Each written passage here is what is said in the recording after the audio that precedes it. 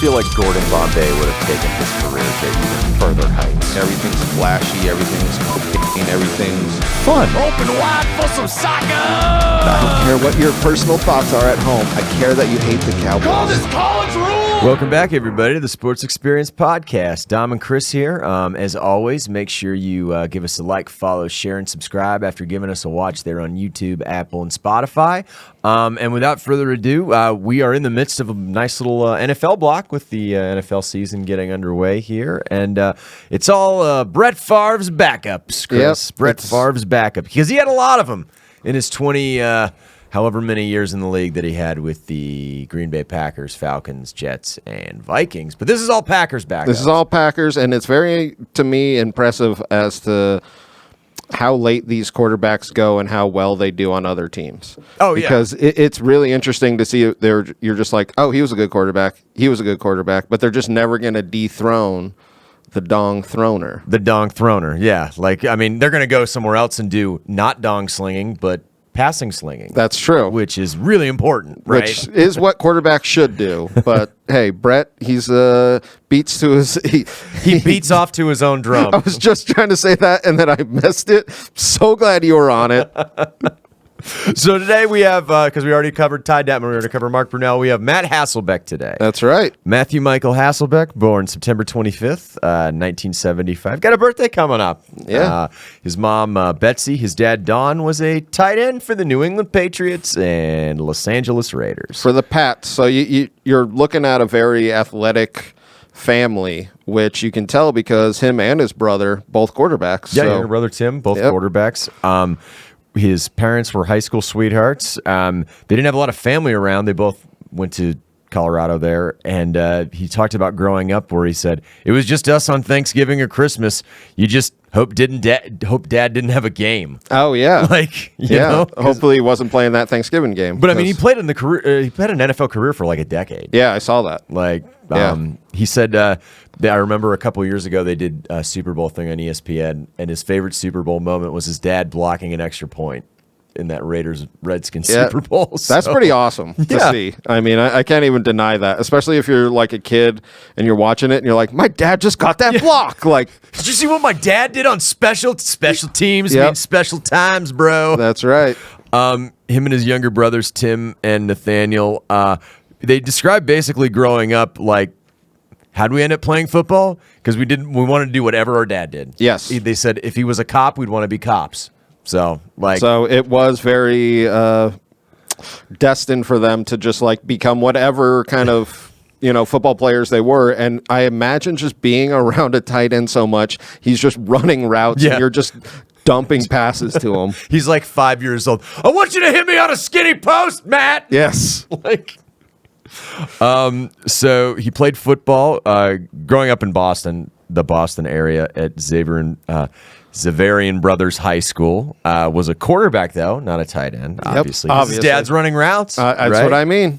All-American by USA Today as a senior in 1993. And he's got quite a few college scholarship offers. Yes, but I think it's kind of interesting that he stays at home because you see literally his brother do the exact same thing. Yeah. Because both of them go to Boston College, and it's one of those things where I feel like Boston College kind of lucked out on getting him because he probably could have gone to a bigger program at that time, but he was just like, nah, I'm going to stay right here and do my thing. Everyone knows me here in a good way. It's like Cheers for a mediocre college football program. Hey, and it's Boston, baby.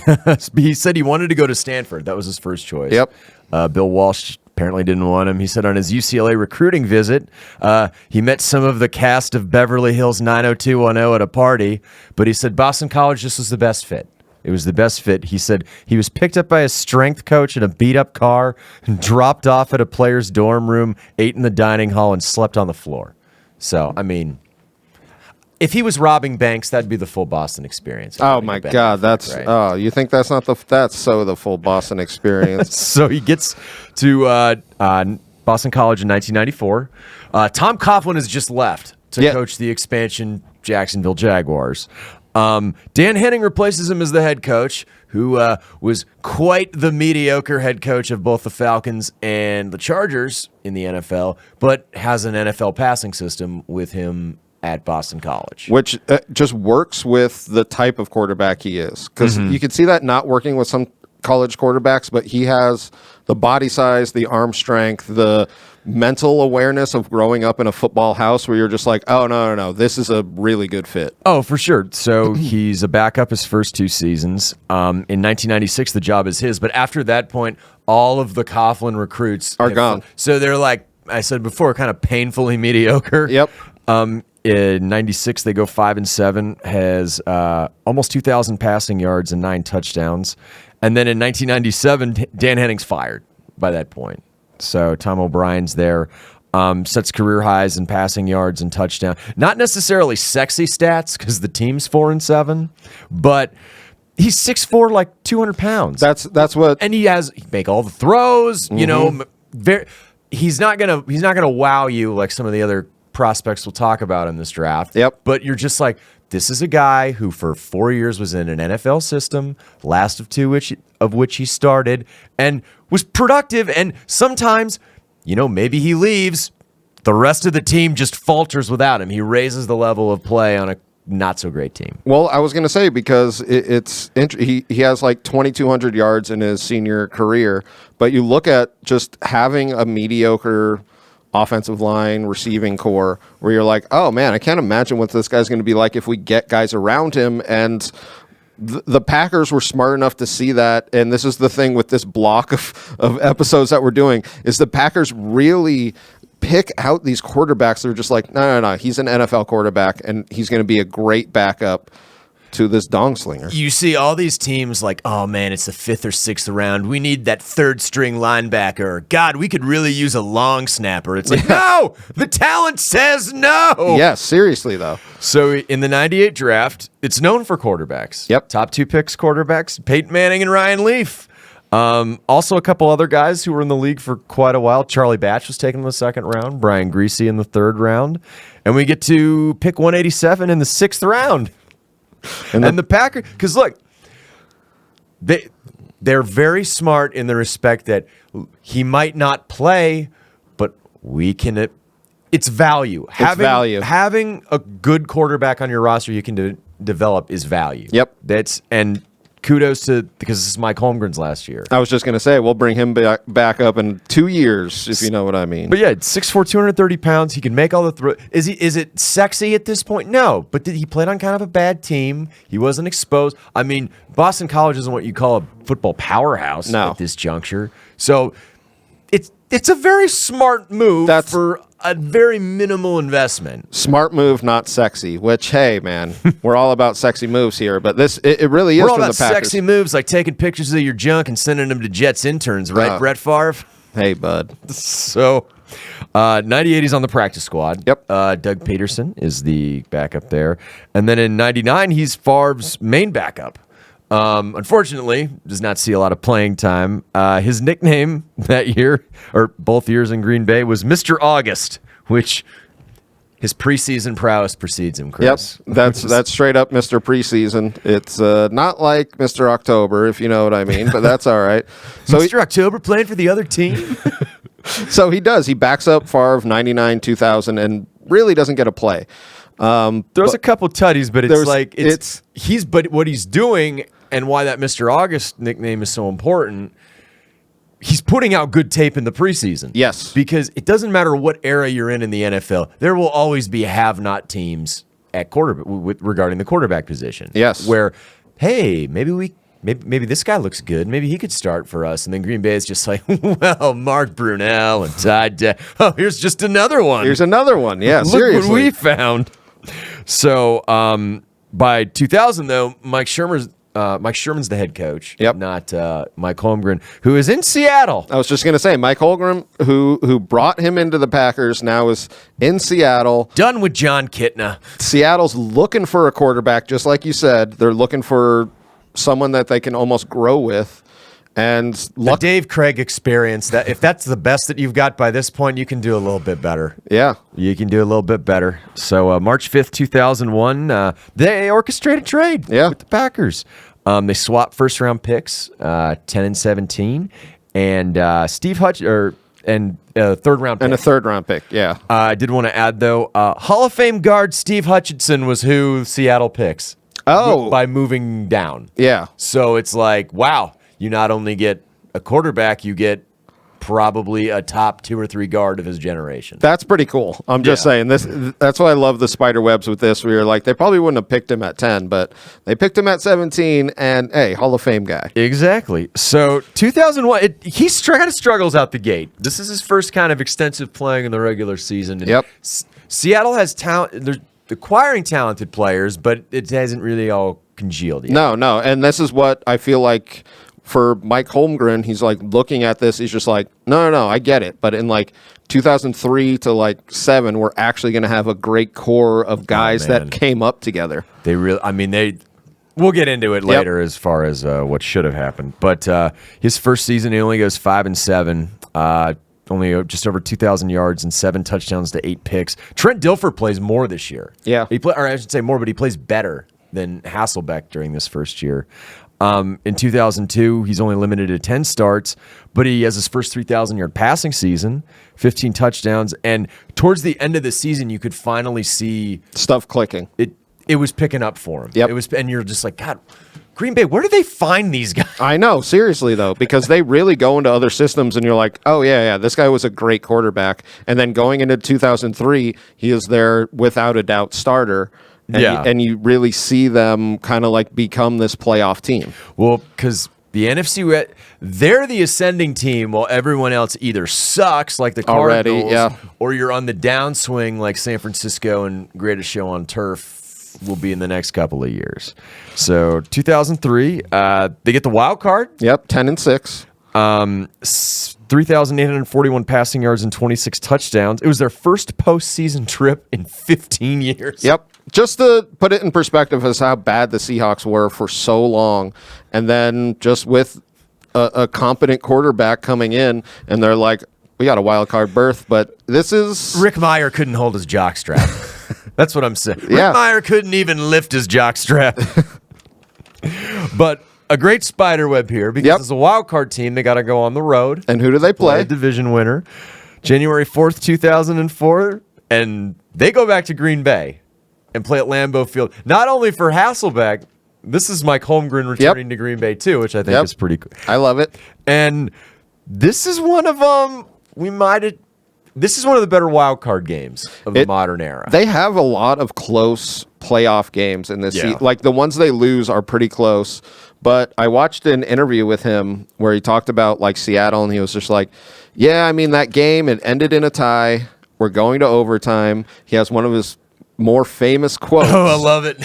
Where he goes, because they do the coin toss, obviously they win. He goes, "We want the ball and we're going to score." Which would have been okay if the refs' mics weren't on and picking, and the PA all over the state, everyone hearing it. In Green Bay. Yeah. I'm just saying. But it wasn't like it was full of malice. No. You could tell he was just like, I am so excited to be here. We want the ball. We're going to score. Yes. Like, it wasn't like trying to show up the other team. But in this interview that I saw with him, he literally said, he was like, that was a mistake, not because I said it, but because it was mic'd. Because it got the entire audience to just like really, like they were into the game. Yeah. And then it like ups it that much more, like Philly when a Santa Claus comes out. You know what I mean? They're throwing hunks of good at you on the sideline and flipping you off. BAC of 0.4. It's just cheese raining down. As I rained blows down upon... So they're tied at 27 at the end of regulation. Yep. Just a great back and forth in the snow, like everything you'd want out of a playoff game at Lambeau. They go 3 and out, though, which is like... Even worse. I'm... Not the worst, no. but worse. But worse. They stopped the Packers the second on their first possession, and on their second possession, I don't know if it was a wrong route run or what, but it's a interception that this happens in football where you're just like, that had to be a mistake because he literally just like threw it into a Packers guy's numbers, and you're just like, oh, Jesus. Al Harris goes 52 yards on this pick six, miscommunication on that route, and they end up losing. But you're like, we kind of talked about this in the McNabb episode. At this time, the NFC is wide open. Yes. It's wide open. They have a young team. He's the quarterback. He's, only in his 6th year? Yeah. So he's not even 30 years old. You're like, this is the window.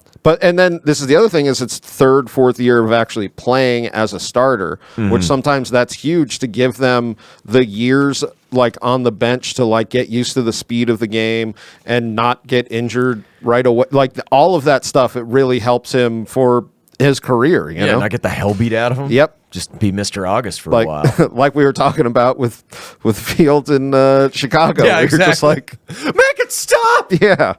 Caleb Williams is he's just watching it like, I know that man's pain. Oh, yes. Sir, Sir. here's a sadness fruit basket I'm sending you. So 2004, they win the NFC West. Yep. For the first time because they flipped conferences back in 2002 when they did realignment. Over 3,300 passing yards, 22 touchdowns. Make the playoffs. They have a home game. Yep. And Kind of slip. this one was a weird one. They kind of let this one get away from them, like you said. Versus the Rams, it's one of those games where I felt like if they were a little bit more experienced, they would have won. But it's just they lost it late. They had a last minute drive there all the way down. They almost scored, but they lost 27. This was the death throes of the Rams in St. Louis, though. This was the end. They just ran. And in this game, the Seahawks just ran out of gas. Yep. And holy shit, 2005. This is maybe his best stat year. This is when you're like, it's not even Mike Holmgren. You're like the Packers front office just. Come on, man, just spread the wealth. Like, let us pick some of these guys and not have to give up anything more for them. But starter in the Pro Bowl, career high 65.5 completion percentage that year, 3,459 passing yards, 24 touchdowns. I mean, they were the NFC's best team. I remember this all year. Yeah, he had the highest passer rating in the NFC, and the team looked like they were playoff bound, even more so than the last 2 years. They had a great. Sean Alexander won MVP. I think he set the 1 year record because Tomlinson broke it the next year for rushing touchdowns in his season. The receiving core was good. It wasn't like one star. It was like 3-4 different guys who were pretty darn good. And the defense was really underrated because everyone just wanted to talk about the offense that year with Hasselbeck because he was that awesome. Yep. I mean, he was that awesome. They go 13-3. They beat Mark Brunell in the divisional round, as we'd brought up there. They beat those Redskins. Those Commanders, those pre-Commanders. Me. Oh, we're going to start calling them pre-Commanders. That is so good. The pre-Commanders. The pre's. And then the following week, they play Carolina in the title game, and they won 34-14. I didn't want to bring this up. 20 for 28 passing. Yep. 219 yards, 2 touchdowns. And it was the first conference title in the franchise's history. They've been around for 30 years. Yeah. They've been to one AFC title game before that. They hadn't even sniffed it. No. Since then. And I want to say this because he is so good in playoffs, even in games they lose. Yes. It's such an interesting thing where some guys step up for the playoffs, some guys falter. He really was like the quarterback you want when you go to the playoffs. So they beat the Panthers, and then we're going to talk about Dom's favorite time. It was a very interesting time. They go to the Super Bowl 40, February 5th, 2006, and they draw the 6-seeded Steelers on a little Cinderella run. And as we talked about in our Bettis episode, Pittsburgh played like a deep. They probably played their worst game of the year. In that game, and yet Seattle. They cocked it up so many times. Like, it was little things in that game, and it wasn't even really Hasselbeck's fault. You missed field goals, stupid penalties. I was just going to say, stupid penalties was what I remember. The stupid penalties, and then their 2-minute offense at the end of the first half, just the clock management was horrible. They left so many points on the board in that game, which weren't necessarily Hasselbeck's fault. And every big play went against them. Yeah. From Pittsburgh's perspective. So they're hanging around. They had given up the 75-yard rushing touchdown to Parker after the second half. Roethlisberger run. So they're down 14-3, but they get a huge play with a almost pick six from their own end zone, and they're in the red zone, and Hasselbeck throws a touchdown pass to Jeremy Stevens to cut the lead to 4, deficit to 4. So with 6:45 left in the third quarter, like, they're still in the game despite all of these miscues. And then they start a drive in the fourth quarter with about 12:35 left to go. They get down all the way to the Pittsburgh's 19-yard line with that amount of time left. There's holding on Sean Locklear, who was holding all game. Clark Hagens was abusing him. Yeah. So they're knocked back even further. Casey Hampton then sacks Hasselbeck. And then you're on the edge of field goal range. I don't know if it's almost like the Al Harris play. I don't know whoever ran the wrong right. He threw it right to Ike Taylor, who, if you don't know who he is, one of the better cover corners of the 2000s, but the worst hands of any cornerback in the league. Yes. It threw it right to him. He wasn't a big interception guy, but he was a great cover cornerback. And if you look at it, it's one of those where you're like, who is he throwing that to? Yeah. Like, the only thing I said when he threw that ball was, he fucking caught it. Yeah. He fucking caught it. that's pretty funny. He was like the kid in Little Giants. Yep. He made the kid in Little Giants look like Jerry Rice, is what I'm trying to say. They put the sticky stuff on his hands right before that. But Hasselbeck comes into play. They call it illegal chop block on the return on him. He was trying to make it was a very bad, stupid call. But then they give up the worst play, something that was telegraphed all year because they ran it multiple times, was the Randall L. reverse pass. Oh, yeah. So that completely killed any momentum that they had in this game. It was just a very derpy game. Yeah. On both sides. And like you were saying, maybe some coaching mistakes, maybe some whatever, like penalty mistakes. And I mean, the Steelers capitalized. So it just mistakes. Mistakes. Yeah. All over. And in Seattle's case, it was the little things that just blew up in their face. Yep. Every single time. Like Darrell Jackson pushing off in the end zone. Sean Locklear holding freaking all game long. All game. Yeah. But they lose 21-10. But Hasselbeck, like you said, didn't have a bad game. Yep. 273 yards and a touchdown. You would think a team playing crappy, you would win this game. Or at least score more than 10. Yes. Like that's something that I remember. I was just like, God, that was a great offense, and they really shot themselves in the foot. Even though Steelers played great defense, not the best defense they'd played. Alexander had over 100 all-purpose yards. He had almost 100 on the ground. Yeah. It was just, they could move the ball. They just didn't end up scoring. Yeah. So the next year you're thinking they're going to run it back. And he has a good year. Unfortunately, breaks fingers on his left hand. I was going to say, they start 4-1. Mm-hmm. He did get ankle injury from, who was it? E.J. Henderson of the Vikings. And then he came out, Hasselbeck was just like, I felt like that was a bit of a cheap shot or whatever he said, because he was like, I feel like that injury could have been prevented.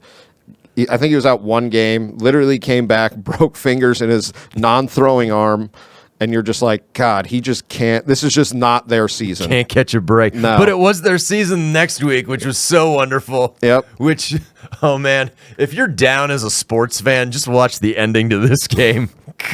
Especially because, as we say in the intro, we dislike a certain team. Mm-hmm. So January 6th, 2007, they go to Dallas for the wild card game, taking on Tony Romo and Terrell Owens. And much like all the other games they play, it seems it's quite back and forth. It's very close. They're down 20-13 in the fourth quarter, and he has a 37-yard touchdown pass to Stevens, and they go up 21-20, end up going up 21-20 by missing the 2-point conversion. So Dallas gets the ball back, and they drive all the way down to Seattle's 8-yard line. Yep. It was 3rd and 7, but Jason Witten couldn't make the first down. And they have to settle for a field goal. And who is holding on this Martin Gramatica field goal attempt? Mr. Ray Finkel. Mr. Ray Finkel, Mr. Dan Marino. Well, they miss, and some of these field goals are so, because they make them so often, you're just like, this is a gimme. Dallas was supposed to win this game. That's what I mean. It was such a bad field goal that you're just like, God, the football gods really are shining bright on those Cowboys. They botched the snap, and to Romo's credit, he at least hustled and almost got in. Yeah. Like, he almost got in, but the Seahawks end up winning. The next week, they take the Bears to the limit. And the They Bears really were do. number one in the, like, they were like a really good team, but the Bears. Sexy Rexy Grossman. Yep. And the defense scoring more points than he has passing yards. So the Bears end up beating them 27-24. And they were up. They were up in the game. Yes. You know, the entire time, and you're like, God, that's one that we just missed. Yep. That's another one. But you see these teams that don't end up winning titles, and you're like, God, that could have been. Yeah. That could have been. But next year they win division again? Yep. 4th consecutive division title, I think. Yep. And he has almost 4,000 yards and 28 touchdowns. So, like, this is another season where you're like, okay, mistakes were made. Yeah, mistakes were made. But we have it this time. Everyone is healthy right now. Where do they go? Oh, man. Third Pro Bowl. Just wanted to point that out because he really is a. You see him as like the backup, and you're like, wow, he really is a great quarterback. Like, he's not continuing to be a backup, and then no offense to Ty Detmer, but like much like Brunell, he goes to some place and they put all the eggs in his basket and he delivers. Yep. So in the divisional round, they play the Pre-Commanders again. No more Brunell though. Yep. They win 35-14. Then the following week, they go back to Lambeau. A snow-covered cheese factory. Cheese factory of sadness, dick pics. And they start off like pretty good, but they're up 14-0. Yep. And you're thinking, this is another Brett Favre playoff, just 3 Mile Island. Yes. Like meltdown. But the football gods shine upon.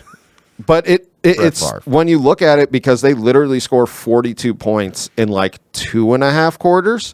Like it's a crazy thing that Seattle's defense, which you said was a good defense, just couldn't stop anything the Packers were doing. No, and you figured like Green Bay, like if it wasn't going to be Dallas that year, it was going to be them in the Super Bowl. Yep. It was none of them because Eli Manning's derp face, is football on the spectrum. Is that what we called it? Is that Peyton? They were football on the spectrum so hard. I love that. God. So 2008, he's got a back injury though. In August, and he was Mr. August. That's all I'm saying. It's not happening in Mr. That was Dwayne Zachamore. Whoever that was. Whoever.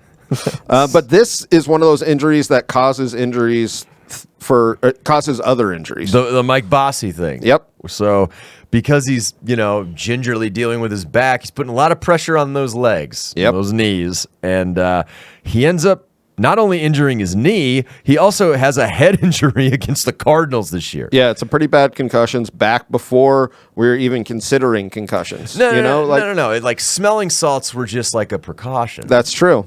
It was one of those head-to-head hits where they wouldn't even flag it. No. So, but I mean, you got Charlie Fry starting 8 games. That's not on your plan. That's nobody's plan. It's nobody's plan. This was also they go 4-12. This was also Mike Holmgren's last season. Yes. So like, this is kind of whatever window you had is closing. Yes. It's really because they were just so good, but this is why it's so hard to win a Super Bowl is like literally there's like 4 or 5 teams that you're like, ooh, any one of them can fucking win this year. And this year they look like shit because Hasselback's out. He's injured again. Even though he has 3,000 passing yards, I know 5-11, which is crazy. But yeah, they go 5-11. The not playoffs Jim Mora, their head coach. I'll tell you what, this was a weird one because they had 2 games in which they shut people out. Yeah. So like literally they look great when they win, and then they just can't keep it together for anything. Just an absolute tire fire. Yep. And he's gone after that season. Yeah, he's gone. So Pete Carroll needs a job because NCAA is coming after him for That's right. allegations, violations, stuff that's probably completely legal today. Pete did. I was just gonna say Pete did nothing wrong. Nothing morally wrong. No. I heard an interview with Pete. He just goes, "These student athletes are not allowed." Do you think Reggie Bush got rich playing in New Orleans? Oh, he got rich playing at USC. Everybody knows that. Everybody knows that. What a great reference. God. You think any of those national champions? No. Oh, God. So Pete Carroll's there. Unfortunately, Matt's dealing with injuries again this year. Yes, and this is where the injuries start to pile up, and his performance kind of wavers. They got Charlie Whitehurst, clipboard Jesus, taking some snaps this year. Still has over 3,000 passing yards, and they execute a midseason trade for a legendary running back, Marshawn Lynch. Oh, yeah. There with Buffalo. And despite their 7-9 record, that's tops in the NFC West. This is how bad the NFC West was at this point. So they're the first team going into the playoffs, playing the Super Bowl champs Saints, and beating them with a losing record. They're the first team to beat the returning Super Bowl champs with a losing record. They're the first team to ever qualify for the playoffs with a losing record. Yeah, like 7-9. That's what got it done. January 8th. Yeah, that was the Beastquake game. Yep. That they showed literally no fear, and just they knew how bad that Saints defense was, and they just bitch slapped them. Yeah. And I mean, obviously the Marshawn Lynch run, everyone remembers, but Hasselback had 4 touchdowns passing in this game. 275 yards. This is what I mean by playoff ready, where he's the guy that you want. But, I mean, so they beat the Saints, and then they go up against those Bears again, which is interesting because he literally, in his playoffs, loses against Bears, Packers, Steelers, and that's it. Yeah, those are the only teams who could beat him. That's it. God. But he still has a great game against the Bears. He has 250 yards and 3 touchdowns, but they just fell apart. This was Jay Cutler's only playoff win. Yep. Oh, God. So in 2011, Pete Carroll is claiming that they want to sign him, bring him back for another season. Says biggest priority in offseason is signing Matt to come back and play the next season. And we got a lockout going. And, well, Pete doesn't feel that way. Front office doesn't necessarily feel it. Matt wants to come back because at this point, he's already the best quarterback in Seattle Seahawks history. And he wants a 2-year deal. And the only deal that they're offering him is really a shitty 1-year deal. It's not even like a better 1-year deal because they're like, we're going to give you 1 year, but maybe a little bit more money. It's not a good deal. It's like, what are you going to do? Start Tavares Jackson?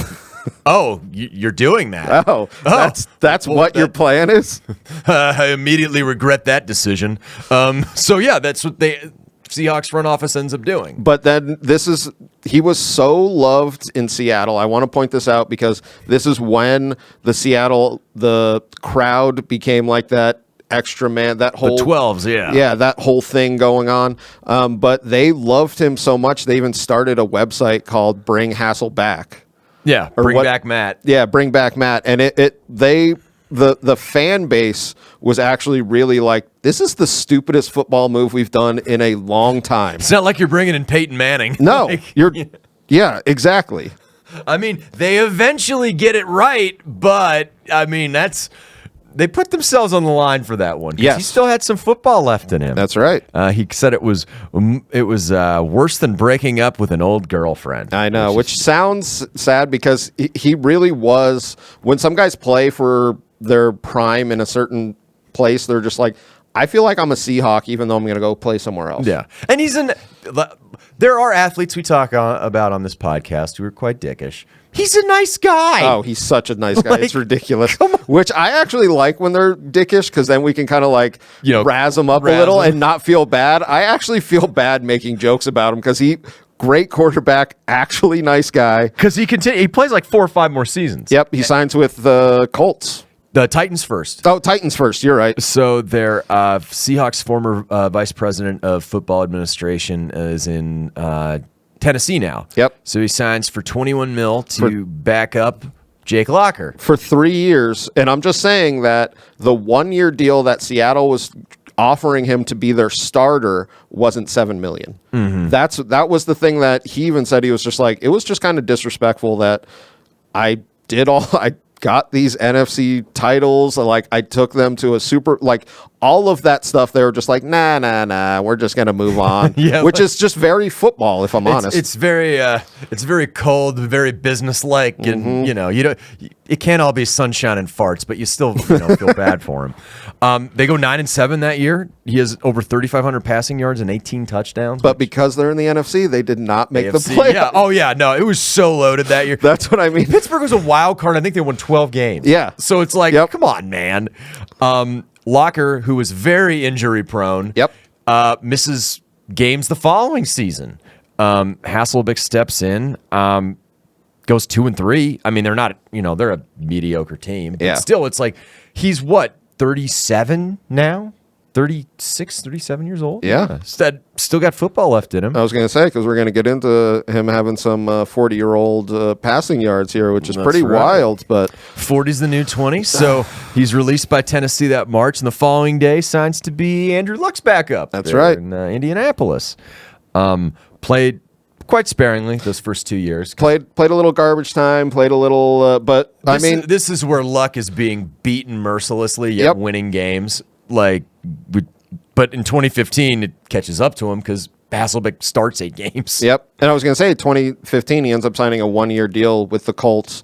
And you're right, Luck. This is when you see Luck just really hitting that injury hill where he's just like, I'm sitting out. And at age 40... You could just see a pill-popping, zombified Irsay up there like, what's going on, Andrew?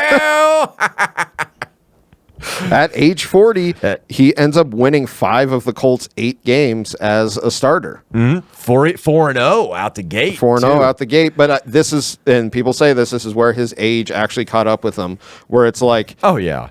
You have to look at it like that, where he's like, 4-0, and then his productivity just was like, whew. Well, most people that happens to. Yeah, fuck, dude, he's 40. He's not drinking the essence out of children like Tom Brady. He's a 40-year-old man. And that's why Tom Brady's a Super Bowl champion. Sorry, Hassel. I'm just kidding. God. Matt Hasselbeck isn't that level of evil, Chris. He doesn't have a mean bone in his body.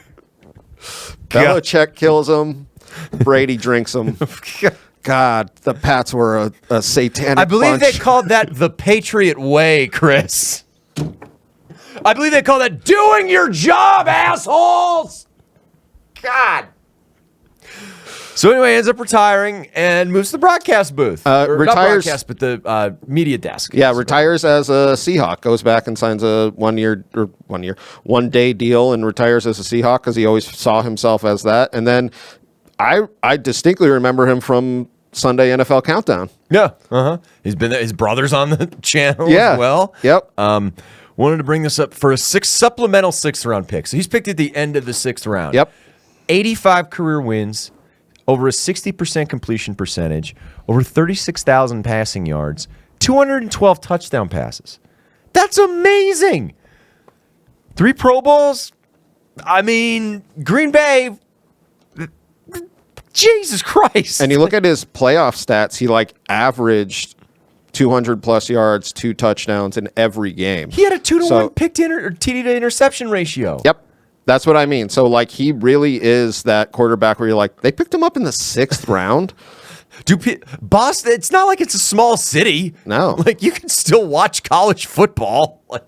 But no, kudos Matt Hasselbeck. Yeah. I actually really used to enjoy watching him play, and not a bad bone in his body. Nope.